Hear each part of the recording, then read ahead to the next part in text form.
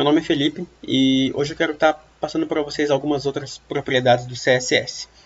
Bem, na aula passada a gente falou um pouquinho sobre as 5 propriedades básicas que definem o Box Model.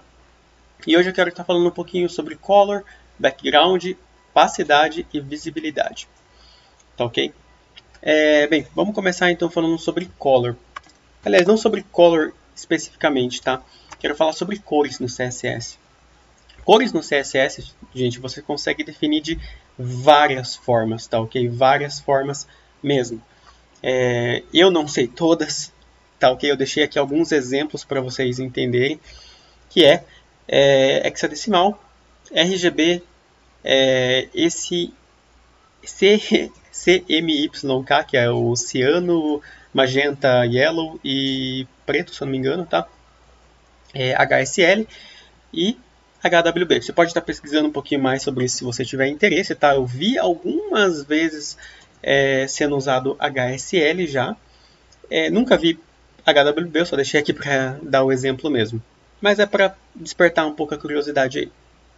Hoje o que eu vou estar falando um pouquinho, gente, bem, vou acrescentar aqui, ó, você passar o nome da cor, ok? O código hexadecimal, o hexadecimal trabalhando com o alfa, o RGB e o RGB trabalhando com o alfa. O alfa, gente, que eu quero falar para vocês, ele é esse cara aqui, ó, essa tabelinha aqui, ó. Bem, gente, é um pouquinho complicado, gente, você decorar tudo isso, então eu também não sei tudo isso, então eu preferi deixar aqui para vocês verem que facilita um bom tanto, tá? E vamos lá. Vamos voltar aqui para a nossa propriedade. A propriedade Color, gente, ela trabalha especificamente com textos, tá? Somente textos. A fonte do seu site, tá? Alguma coisa escrita. E como estava falando, então, a primeira coisa aqui, a primeira que eu vou estar mostrando é você passando o nome da cor. E assim que você coloca 2 pontos nele, ó, ele já tem uma sugestão gigantesca aqui, ó, de cores que você pode estar usando. E do lado direito aqui também ele já te dá o código hexadecimal desse cara. Bem, eu vi sendo usado muito pouco isso, tá, gente? Na maioria das vezes é usado hexadecimal ou RGB, e por isso que eu decidi mostrar esses dois. Mas, só para a gente ver aqui um exemplo, vamos estar jogando aqui então um red, vermelho, sempre o nome da cor em inglês, tá ok? E a nossa corzinha fica vermelha lá. Vamos colocar aqui um azul rapidinho. E tá lá também. Agora vamos para o hexadecimal. O hexadecimal, gente, você sempre vai começar ele com um caractere de sustenido, tá? Ou hashtag jogo da velha, não sei como você prefere chamar isso aqui. E embora hexadecimal, gente, vem de 6 dígitos, porém aqui você pode ver que o VS Code está sugerindo para a gente um hexadecimal de 3 dígitos, né? E o que isso quer dizer? Vamos definir aqui uma cor. Vamos colocar aqui um 2 e 2. Tá? Vai dar certo, tá? E o que o CSS está entendendo com isso, gente, é que ele está duplicando cada dígito aqui. Ó. Então ele está sendo convertido internamente para 22 e 22. Tá ok? E ó, você vê que dá a mesma cor. Vamos testar isso aqui rapidinho lá. Só para a gente ver que deu certo. E fechou. E agora vamos trabalhar com o alfa dele. Vamos pegar aqui na nossa tabelinha aqui um alfa qualquer. Vamos ver o 15% aqui. Então, se a gente quiser deixar essa exata cor, porém com 15% de opacidade, tá? A gente passa esse 26 aqui, ó, no final desse código. Ok? Só que, né, nesse caso aqui, a gente vai ter que definir aqui com 6 dígitos mesmo, tá? Vamos lá, então. E, ó, você vê que ela ficou aqui bem mais clarinha, né? Bem mais opaca, né? Não sei como que eu posso chamar isso, mas é porque ela está transparente. E por que é importante, gente, você saber que você pode fazer dessa forma? Eu já vou mostrar para vocês como que é feito com o RGB, e vocês vão ver que é bem mais simples. Mas é muito importante que você saiba que existe essa possibilidade aqui. Que quando você vai pegar algum design com o Adobe XD, o Figma, eles, dependendo de como o design faça esse layout, ele não vai te mostrar qual que é qual que é esse código aqui, ó. Ele não vai também nem te passar qual que é o RGB dele. Então, fica um pouco complicado. Tudo que ele vai te passar vai ser o hexadecimal dele e vai também te dizer, ó, esse hexadecimal ele está em 10%, em 15%.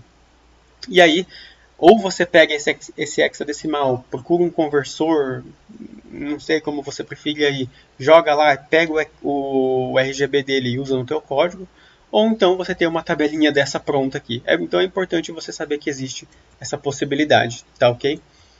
Bem, dando sequência aqui então, agora a gente vai ver o RGB. O RGB a gente chama uma funçãozinha aqui que é o próprio RGB e passa para ele os valores do vermelho, verde e azul.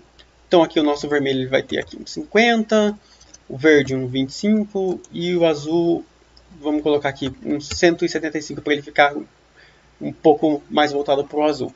Tá? Vamos ver lá. E deu certo. Bem, para a gente trabalhar agora com o alfa do RGB, a gente não usa mais a funçãozinha do RGB. A gente coloca agora o RGB-A de alfa. E agora a gente pode passar um valor a mais aqui. Ó. Só que diferente do hexadecimal, você não precisa usar esses valores aqui. Como eu disse, ele é bem mais simples. Você pode passar isso aqui em valores de 0 até 1, onde 0 é 0% e 1 é o 100%. Então, se a gente quiser atingir aqui ó, o exato 15%, igual a gente fez com o hexadecimal, a gente só passa aqui ó, o 0,15, tá? Para dizer que ele é o 15%. Tudo certo? Beleza? Vamos colocar aqui um 0 para sumir com isso, 1 para ele voltar ao 100% e por aí vai, tá ok? Bem, você pode fazer exatamente, gente, a mesma coisa com o background color, tá? Só que agora ele vai trabalhar com o plano de fundo, né? Não só com o texto. Aliás, não só com o texto, não, desculpa. Não com o texto, tá? Ele não vai afetar o texto nesse caso. E, como estava mostrando, como eu falei para vocês, a gente pode trabalhar da mesma forma. Agora ele vai ficar um fundo um pouco mais opaco, né? Colocar uns 50%, ó. E assim vai indo, tá ok? O mesmo esquema também aqui, só que agora a gente tem que tirar esse cara. Mesma coisa com o hexadecimal. Vou colocar aquele mesmo verde lá de antes, lá, ó. Passar aqui, qual que era aqui mesmo? Era o 26 no final. Beleza, gente? Bem, e aqui tem um detalhe, gente. Eu estou falando aqui que ele sobre opacidade, né, de você deixar as coisas um pouco mais transparentes. E aí entra a nossa propriedade também de opacidade. Poxa vida, então, já que eu posso usar uma opacidade, já que existe essa propriedade, então por que raio eu preciso saber disso aqui?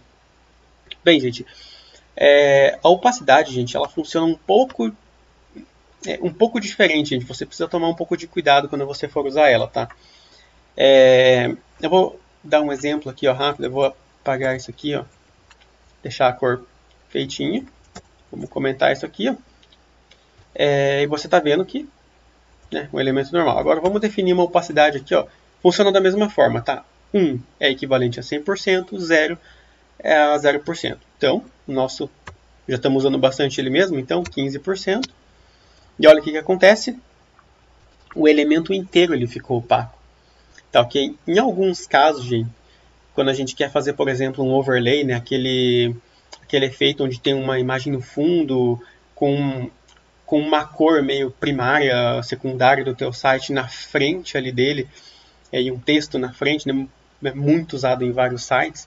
Você quer que um texto, às vezes, ou alguma coisa, ela fique em destaque, alguma imagem, e a opacidade ela vai fazer com que o teu elemento inteiro fique opaco. Ele vai tirar a opacidade de tudo. Tá ok? Agora vamos voltar aqui, ó, nosso 26 lá, para você ver a diferença rapidinho. Ó, ele só deixou o plano de fundo. Tá ok? Então agora é possível a gente colocar também uma imagem atrás dele que vai dar aquele efeitinho legal. Ó. Tá ok? Uma outra coisa interessante da opacidade, tá? Eu não vou cobrir isso agora, mas já é interessante vocês saberem que a opacidade, gente, é possível você fazer uma animação com ela. Tanto a opacidade quanto a propriedade visibility. Tá? É possível você fazer uma animação com ela. Não sei se algum de vocês já viram isso em algum outro site, mas algumas pessoas tentam animar display none e display block para dar um efeito de fade in e fade out, sabe? Aquele efeitinho de, sei lá, de transparência ali que o elemento ele vai vindo na tela ali, vai aparecendo com um efeitinho legalzinho assim. Com isso aqui, gente, você não consegue fazer uma animação, tá? Ela fica, quando dá o tempo da animação, ele estoura e aparece de uma vez. Então, para isso, você vai usar opacidade e visibilidade, ok? Eu já vou mostrar ainda uma outra diferença entre eles. Primeiro vamos mostrar aqui o visibilidade. Aliás, deixa eu só mostrar aqui também, né, que com 0 ele vai sumir, né, como eu disse que é o 0%. Vamos comentar esse cara e deixar aqui agora um hidden. E ele vai, né, não vai mudar nada porque ele está hidden. Visible, então significa agora que ele está visível. E hidden, então, ele está invisível. E o que eu queria mostrar para vocês, gente? Sobre display none, a diferença, gente, desses caras aqui. Ó. Display none, aliás, vamos tirar aqui, ó. Você pode ver ó, que mesmo com a opacidade 0, visibilidade 0, ainda ele existe aqui. Ó. Esse elemento de baixo aqui está sendo empurrado, então a gente sabe que existe alguma coisa aqui em cima. Tá? Agora, o display none, gente, ele vai sumir com esse elemento de fato. Ó, ele vai permanecer aqui, porém, ele vai sumir da tua tela, tá? Então, caso você queira esse tipo de comportamento, você já sabe a diferença dos dois. Bem, gente, por essa aula, gente, eu vou ficar por aqui. Na próxima aula, gente, eu quero passar mais algumas coisinhas sobre o background, principalmente, para a gente colocar uma imagem, trabalhar posicionamento dela. Deixa eu mostrar para vocês aqui rapidinho algumas coisas que a gente vai estar aprendendo na próxima aula. O color a gente viu hoje. Próxima, vamos tentar ver o image, position, repeat, size, clip talvez, attachment, origin, né? Vamos ver o que dá para fazer, tá? Mas na próxima aula eu vou tentar cobrir aí o que der dessa propriedade. Valeu? Então eu vou ficando por aqui. Valeu por assistir até aqui e falou, até a próxima.